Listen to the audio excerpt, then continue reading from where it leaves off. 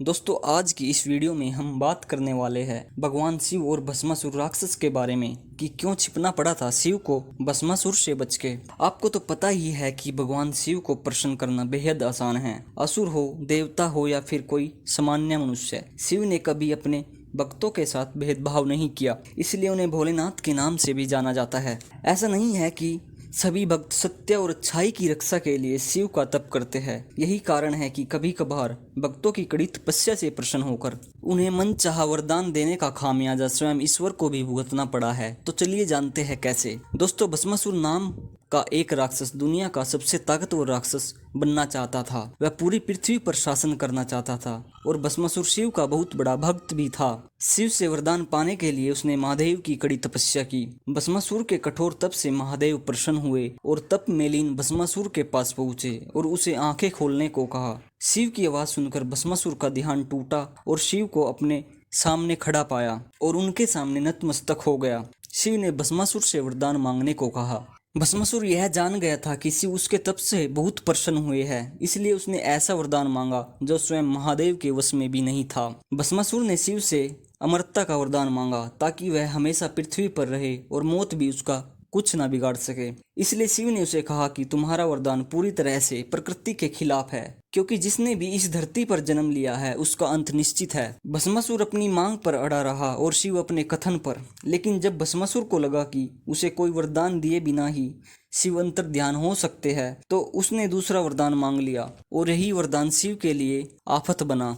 भस्मासुर ने शिव से कहा कि वे उसे वरदान दे कि जब भी वह किसी के सिर पर अपना हाथ रखे तो वह व्यक्ति भस्म हो जाए। शिव ने भस्मासुर की यह बात मान ली और जब भस्मासुर को यह वरदान मिल गया वो जिस किसी के भी सिर पर हाथ रखेगा वह राख में बदल जाएगा, तो सबसे पहले उसने शिव को ही अपना शिकार बनाना चाहा। और क्योंकि वरदान वापस नहीं लिया जा सकता, इसलिए स्वयं महादेव को ही अपने प्राण बचाने के लिए इधर उधर भटकना पड़ा। अब भगवान शिव इसी असमंजस में थे कि वह किस तरह भस्मासुर से छुटकारा पाए। इसलिए उन्होंने भगवान विष्णु का स्मरण किया और विष्णु उनके सामने प्रकट हुए और उनकी मदद की। भस्मासुर शिव को ढूंढ रहा था कि उसकी नजर एक बेहद खूबसूरत स्त्री पर पड़ी। वह स्त्री इतनी आकर्षक थी कि भस्मासुर अपनी सुध बुध खो बैठा। वह भूल गया था कि वह शिव की तलाश क्यों कर रहा है। भस्मासुर एकटक उस स्त्री को निहारता रहा। उसने इससे पहले इतनी आकर्षक स्त्री को कभी नहीं देखा था।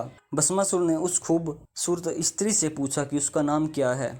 भस्मासुर के जवाब में उस स्त्री ने कहा कि वह मोहिनी है। मोहिनी को देखकर भस्मासुर उसकी खूबसूरती के जाल में बंध गया। उसने मोहिनी से पूछा कि क्या तुम मुझसे विवाह करोगी।